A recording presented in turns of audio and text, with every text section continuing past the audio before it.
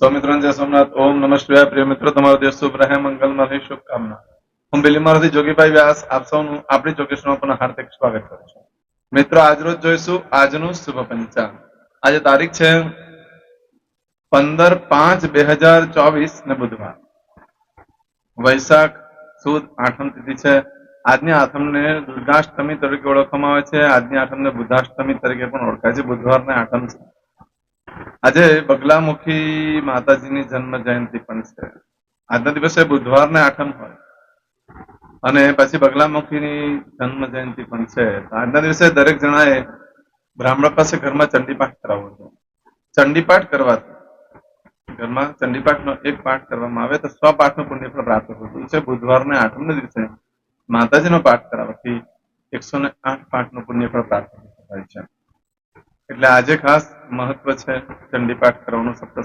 સપ્તદુર્ગા પાઠ જે છે, માતાજીનો જે પાઠ કહેવાય છે, જે આપણે ખાસ કરીને નવરાત્રમાં કરાવતા હોય છે, તે પાઠ કરવાનું બહુ મહત્વ છે. આજના દિવસે આઠમને વૃદ્ધિ તિથિ છે. આજે જે બાળકનો જન્મ થાય છે એની તિથિ ગણાય છે આઠમ. આઠમ તિથિ આજે સવારે 4:20 શરૂ થાય છે. આજે સવારે મળસ્કે 4:20 શરૂ થઈ 16 તારીખે મળસ્કે 6:24 પૂર્ણ થઈ જાય છે. આજે જે બાળકનો જન્મ થાય છે નક્ષત્ર ગણાય છે આશ્લેષા. આશ્લેષા નક્ષત્રમાં જે કોઈ બાળકોનો જન્મ હોય તેને ચોક્કસ પ્રમાણે પૂજા વિધિ કરી લેવી જોઈએ. આશ્લેષા નક્ષત્રમાં જન્મનાર બાળક પોતે દુઃખી થાય છે, એની માતા દુઃખી થતી હોય છે, અને સંતાન સુખમાં પણ પ્રોબ્લેમ આવતો હોય છે, અને લગ્ન પછી એની સાસુને તકલીફ આપતી હોય છે. આ નક્ષત્રની પૂજા ખાસ કરી લેવી. બપોરે 3:25 સુધીમાં જે બાળકનો જન્મ થાય એનું આશ્લેષા નક્ષત્ર ગણાશે. એમાં મુખ જોવામાં કોઈ દોષ નથી. પરંતુ બપોરે 3:25 પછી જે બાળકનો જન્મ થાય એનું મઘા નક્ષત્ર ગણાશે. મઘા નક્ષત્ર પણ પિતૃનું નક્ષત્ર હોવાથી મઘા નક્ષત્રની પૂજા કરી લેવી જોઈએ. કારણ કે એને પિતૃ તરફથી કષ્ટ આવતો હોય છે, પિતૃ તરફથી તકલીફો આવતી હોય છે, અને ખાસ કરીને સંતાનમાં અને પિતૃઓની જે સંપત્તિ છે એ ભોગવવામાં એને તકલીફ આવતી હોય છે. આજે જે બાળકનો જન્મ થાય છે એનો યોગ ગણે છે વૃદ્ધિ યોગ. આ વૃદ્ધિ યોગ આજે સવારે 7:41 પૂર્ણ થઈ જાય, ત્યાર પછી જે બાળકનો જન્મ થાય એનો ધ્રુવ યોગ ગણાશે. આજે જે બાળકનો જન્મ થાય છે એનું કરણ ગણાય છે વિષ્ટિ. વિષ્ટિકરણ આજે સાંજે 5:18 પૂર્ણ થઈ જાય છે. આ વિષ્ટિકરણમાં પણ જન્મ હોય તેની ચોક્કસ પ્રમાણે પૂજા વિધિ કરેલી. સાંજે 5:18 સુધીમાં જેનો જન્મ થાય એનું વિષ્ટિકરણ ગણાશે. ત્યાર પછી જે બાળકનો જન્મ થાય એનું ભવકરણ ગણાશે. આજે જે બાળકનો જન્મ થાય છે એની રાશિ ગણાય છે કર્ક. કર્ક રાશિની અંદર અક્ષર આવે છે ડ અને હ. કર્ક રાશિનો સ્વામી ચંદ્ર છે. મિત્ર, કર્ક રાશિ આજે બપોરે 3:25 પૂર્ણ થઈ જાય છે. માટે આજે બપોરે 3:25 પછી જે બાળકનો જન્મ થાય એની રાશિ સિંહ ગણાશે. સિંહ રાશિની અંદર અક્ષર આવે છે મ અને ટ. સિંહ રાશિનો સ્વામી ભગવાન સૂર્યનારાયણ છે. આ સિંહ રાશિ આજે બપોરે 3:25 શરૂ થઈ 18 તારીખે મળસ્કે 4:05 પૂર્ણ થશે. એટલે ત્યાં સુધી જે બાળકોનો જન્મ થશે બધાની રાશિ સિંહ ગણાશે. આ રાશિ તિથિ વાર નક્ષત્ર યોગ કરવાનું બહુ જ મહત્વ છે. એમાં જેનો પણ જન્મ હોય તેની ચોક્કસ પ્રમાણે પૂજા વિધિ કરી લેવી જોઈએ, જેથી કરીને જીવનમાં સરળતાથી સફળતા પ્રાપ્ત થઈ શકે. આજે એક અમારા સબસ્ક્રાઇબ મિત્રની વર્ષગાંઠ છે, મેરેજ એનિવર્સરી છે, એ બધાને મારી ઘણી ઘણી શુભકામના. તમારા જીવનમાં ખૂબ પ્રગતિનું થાય. ભગવાન શંકર તમારી બધી મનોકામના પૂર્ણ કરી હું સોમનાથ દાદાને પ્રાર્થના કરું છું. આજના દિવસે સૌથી પહેલા આપણું શુકન કરી લો તો આખું વર્ષ તમારું સુંદરથી વ્યતીત થશે. એમ તો આજે બુધવાર છે. આજના દિવસે કોઈ પણ મારા સબસ્ક્રાઇબ મિત્ર કોઈ જગ્યાએ ઇન્ટરવ્યુ આપવા જઈ રહ્યા છે, કોઈ નવો ધંધો વેપાર ચાલુ કરવા જઈ રહ્યા છે, કોઈ યાત્રા પ્રવાસ માટે જઈ રહ્યું છે, કોઈ વિદેશ માટે જઈ રહ્યું છે, યા કોઈ આજે ધર્મક્ષેત્રની યાત્રા માટે જઈ રહ્યું છે. આજે કોઈની ડિલિવરી હોઈ શકે, કોઈને ઓપરેશન હોઈ શકે, કોઈની સગાઈ પણ હોઈ શકે, કોઈની છઠ્ઠીની પૂજા પણ હોઈ શકે. આવા કોઈ પણ કાર્ય કરવા માટે તમે જઈ રહ્યા છો, તે બધા કાર્યમાં તમને સારામાં સારી સફળતા પ્રાપ્ત થાય હું સોમનાથ દાદાને પ્રાર્થના કરું. પરંતુ આજે ઘરેથી નીકળો છો ત્યારે આપણું શુકન કરીને નીકળો. ઘરમાં જે વડીલ વૃદ્ધ વ્યક્તિઓ તેને વંદન કરીને નીકળો. પિતૃના ફોટાને વંદન કરો. તમારા દેવસ્થાનમાં પગે લાગીને પછી ભગવાનને પ્રાર્થના કરવાની કે મારા આ બધા કાર્યમાં તમે સાથે રહેજો. આજના દિવસે તમે ઘરની બહાર નીકળો છો અને તમને કોઈ પાવૈયા મળી જાય છે, જેને આપણે કિન્નર કહીએ છીએ, માસી કહીએ છીએ, એ મળી જાય છે, તેને વંદન કરી લો, એને કઈને કઈ દાન દક્ષિણા આપી દો. એના આશીર્વાદથી તમારું કાર્ય સિદ્ધ થઈ જશે. આજના દિવસે કોઈ પણ કાર્ય કરવા માંગો, આખા દિવસમાં ચોક્કસ શુભ સમય હોય છે, એ સમયગાળા દરમિયાન તમે કાર્ય કરો છો તો કાર્યમાં સારી સફળતા મળે છે. કોઈની છઠ્ઠીની પૂજા હોઈ શકે, કોઈને ઓપરેશન હોઈ શકે, આવું કોઈ પણ કાર્ય કરવા માંગો છો તેના માટેનો એક ચોક્કસ સમય શુભ છે, તે આપણે જોઈએ. સવારે આજે સવારે 6:09 થી સવારે 6:09 સુધીનો સમય શુભ રહેશે. તેમજ આજે સવારે 10:30 થી બપોરે 12 વાગ્યા સુધીનો સમય શુભ રહેશે. તેમજ આજે બપોરે 3 થી સાંજે 6 વાગ્યા સુધીનો સમય શુભ રહેશે. અને સાંજનો ટાઈમ જોઈએ તો સાંજે 7:30 થી રાત્રે 12 વાગ્યા સુધીનો સમય શુભ રહેશે અને આવતીકાલે મળસ્કે 3 થી 4:30 વાગ્યા સુધીનો સમય શુભ રહેશે. આ સમયગાળા દરમિયાન તમે કોઈ કાર્ય કરો છો તે કાર્યમાં સારી સફળતા પ્રાપ્ત કરી શકશો. પરંતુ મિત્રો આજના દિવસે તમારી કોઈ પણ વસ્તુ ચોરાઈ જશે, ખોવાઈ જશે તો મળવાની બિલકુલ શક્યતા નથી. આજના દિવસે બને ત્યાં સુધી કોઈ પણ કાર્ય ન કરશો. આજે કોઈ પણ કાર્ય કરો તો એ ખુલ્લું પડી જાય, જગમાં જાહેર થઈ જશે, જાહેરમાં આવી જવાય છે. એવા કોઈ વેપાર ધંધા હોય જે જાહેર થઈ જતા હોય અને બહુ ફાયદો થતો હોય એવા વેપાર ધંધા કરી શકો જેમાં એડવર્ટાઇઝ કરવાની જરૂર ન રહે. લોકોમાં એમને જાહેરાત થઈ જાય, લોકોને એમને ખબર પડી જાય તમે કાર્ય કરો એટલે, અને એમાં તમને ફાયદો થતો હોય એવા કાર્ય તમે કરી શકો છો. પણ કોઈ જોખમી વસ્તુ લાવો છો વિચારથી, એ જોખમી વસ્તુ લઈને તમે ઘરમાં બસાવો છો અને લોકોને ખબર પડે છે તો એ ચોરાઈ જવાનો પણ ભય રહે, એની પર કઈ તમારી પર સંકટ આવી શકે છે. માટે એવી કોઈ પણ વસ્તુની ખરીદી કરતી વખતે ખાસ ધ્યાન રાખજો. વેચાણ કરતી વખતે પણ ધ્યાન રાખવું. કોઈ જોખમી વસ્તુ વેચવાનો હોય એનાથી સારી કિંમત પ્રાપ્ત થતી હોય તો પણ તમારા માટે થોડી તકલીફ વાળે છે. એટલે કોઈ નવો ધંધો વેપાર ચાલુ કરવાનો તો ન કરશો. તમારી સાથે એવી ઘટના ઘટી થાય તમને આત્મા બહુ દુઃખી થશે, આત્મવિશ્વાસ ગુમાવી દેશો, ફરી પાછા કોઈ કાર્ય કરવા માટે તમે ઉભા પણ નહીં થઈ શકો, એટલા બધા ગભરાઈ જશો, વિશ્વાસ ગુમાવી દેશો. માટે બને ત્યાં સુધી કોઈ નવા કાર્યનો આરંભ પણ ન કરશો. આજે કોઈ પણ વસ્તુની ખરીદી ન કરો, ના કોઈ વેચાણ કરવું, બહુ યોગ્ય દિવસ નથી. આજે ખાલી પશુ ખરીદવા માટે ઉત્તમ દિવસ છે, બાકી બીજા કોઈ કાર્ય માટે ઉત્તમ દિવસ નથી. આજે નવા વસ્ત્ર પણ ન ધારણ કરશો, નતર એ જલ્દી ફાટી જાય છે અને રફુ કરાવવું પડતું હોય છે, અને જો ઊનના કપડા હોય તો એમાં જીવાત પડી જાય છે. અને આજે ભૂલમાં પણ તમે નવા વસ્ત્ર ધારણ કરી લીધા તો તમને માનસિક ટેન્શન વધી જશે, ડિપ્રેશનમાં આવી જશો અને કોઈને ને કોઈ જ્યોતિષને મળવા જવું જ પડે તમારે, એવી પરિસ્થિતિ આવી જાય છે. માટે બને ત્યાં સુધી આજે કોઈ નવા વસ્ત્ર ધારણ પર ન કરશો. પરંતુ મિત્રો આવું બધું જે ફળ છે એ આજે બપોરે 3:25 સુધીમાં જ મળે.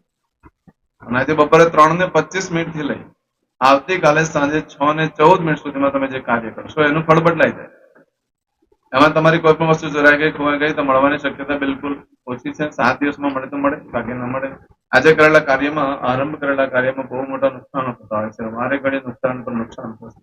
ધારો કે તમે કોઈ નવી ગાડી ખરીદી કરો છો તો એનું એક્સિડન્ટ અકસ્માત થાય છે અને એ નુકસાન ભોગવવું પડતું હોય છે તમારે. ગાડી કરતા એની જે કિંમત છે એના કરતા વધારે ખર્ચો થઈ જશે.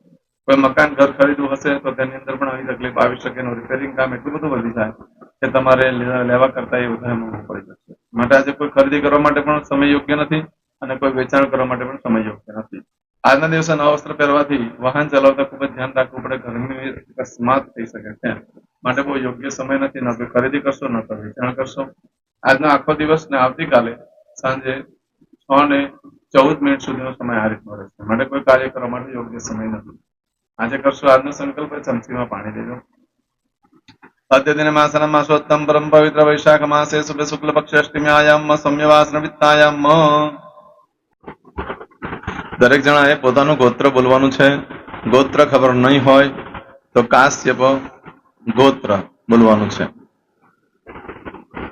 હવે દરેક જણા બોલવાનું ઉત્પન્નેન, પછી તમારું નામ બોલી જાઓ.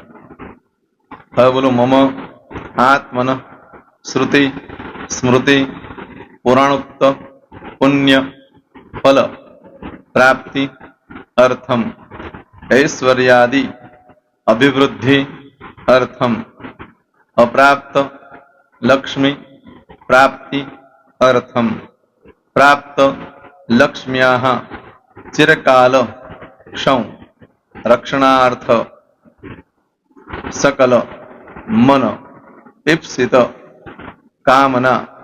હવે તમારા મનમાં જે કઈ ઈચ્છા હોય તે બોલી જાઓ.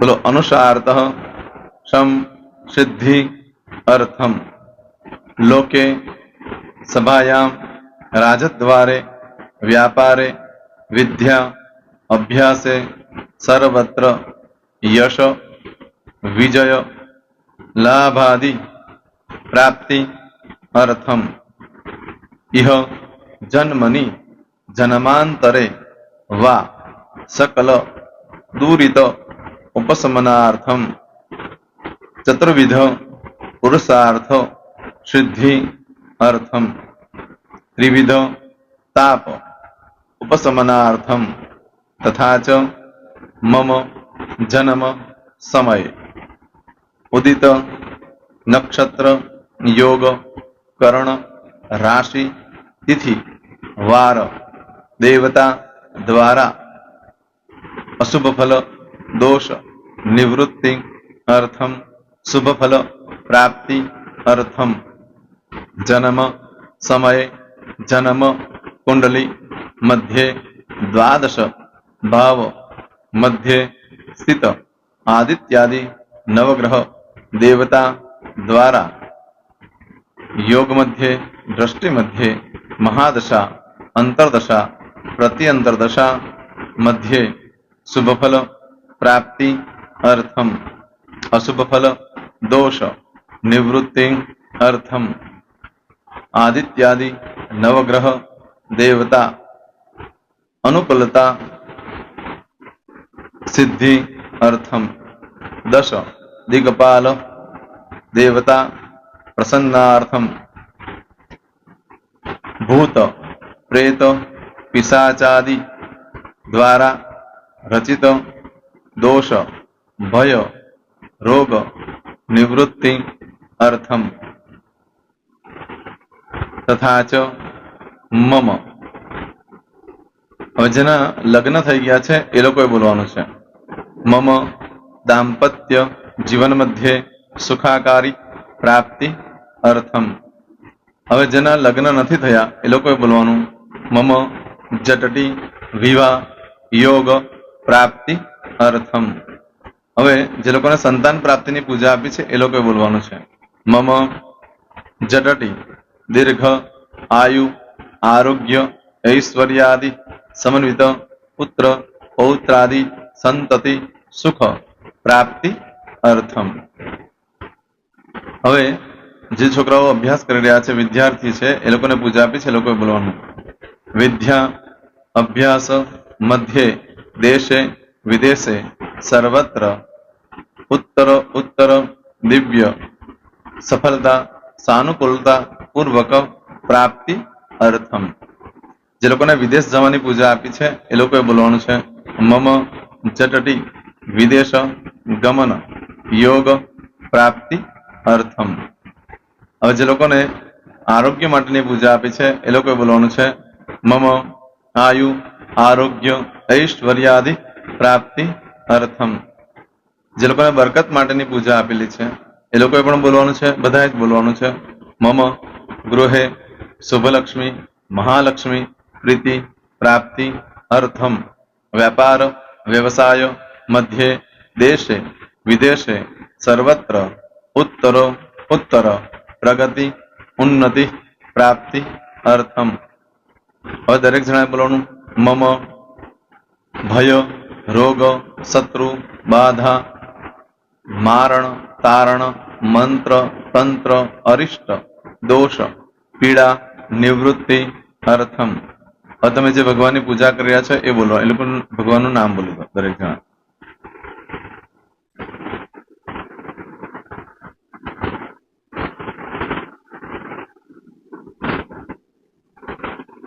બોલો દેવતાનામ પૂજન અર્ચન અહમ કરીશ્યે પાણી મૂકી દેવાનું છે હવે જ્યારે પૂજા પતી જાય એટલે છેલ્લે પાછું ચમચીમાં પાણી લેવાનું અને બોલવાનું છે વિષ્ણવે વિષ્ણવે विष्णवे नमो नमः विष्णु स्मरणात् सर्वं परिपूर्णमस्तु एतानि गंध पुष्प धूप दीप नैवेद्य ताम्र दक्षिण भक्षण सहित बोलो मम सकल मन कामना सिद्धि अर्थम पूजन अर्चन जे भगवान की पूजा करी हो ते देवનું नाम बोली दो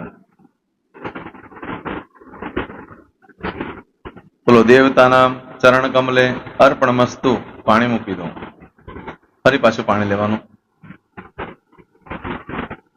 પૂજન અર્ચન તત્સત બ્રહ્માર્પણમસ્તુ નીચે જમીન પર પાણી મૂકી દો એમાં આંગળી કસી કપડામાં તિલક કરી દો બે હાથ જોડી ભગવાનને વંદન કરવાના કહેવાનું કે હે પ્રભુ મારાથી મારા પૂર્વજોથી મારા પરિવારજનોથી ગયા જન્મમાં આ જન્મમાં જે કાંઈ પાપ કર્મ થયા છે એ બધા પાપ કર્મથી અમને મુક્ત કરો. અમે તમારા બાળક છીએ. હે પ્રભુ, અમે તમારો ખૂબ આભાર માનીએ. આજે અમારી પાસે તમારી પૂજા કરાવી. આ પૂજામાં જાણતા અજાણતા કંઈ ક્ષતિ થઈ હોય તો અમને બ્રાહ્મણોને ક્ષમા કરજો. નમસ્કારાન સમર્પયામિ આહ્વાનમ ન જનામિ ન જાનતો પૂજા ક્ષમ પરેશ્વર મંત્રહેમ ક્રિયાન ભક્તિમ સુરસ્વય પૂજન તો કંગતમ બામ ગોદાત્રમે ચાગના સંધિ પુણ્ય દર્શના ધન્ય હો તૃષ્ણાર્ધમ. હવે ઊભા થઈ જવાનું, શ્રીનારાયણ ભગવાનને પાણી ચડાવી દેવાનું. તમારો દિવસ શુભ રહે. તમે અને તમારો પરિવાર સુખી રહે, સંપન્ન રહે, સુરક્ષિત રહે એ ભગવાન સોમનાથ દાદાને પ્રાર્થના. તો મિત્રો, તમે મારા વિડીયોને લાઈક ના આપી હોય તો સૌથી પહેલા લાઈક આપી દો. અને ત્યાર પછી જો તમે મારી આ ચેનલ સબસ્ક્રાઇબ ન કરી હોય તો સૌથી પહેલા સબસ્ક્રાઇબ કરી લો અને બેલ આઇકોન ઓલ પર ક્લિક કરવાનું ભૂલશો નહીં, જેથી કરીને સૌથી પહેલા નવી વિડીયો જે કંઈ મૂકું એ તમને મળે. મિત્રો, કંઈ પણ મૂંઝવણ હોય તો મને આ નંબર પર તમે ફોન કરીને પૂછી શકો છો. મારો મોબાઈલ નંબર છે 9825546459. મિત્રો, કોમેન્ટ્સમાં જય સોમનાથ લખવાનું ભૂલશો નહીં. ફરી પાછા નવા વિડીયો સાથે મળીએ. ત્યાં સુધી સૌને જય સોમનાથ.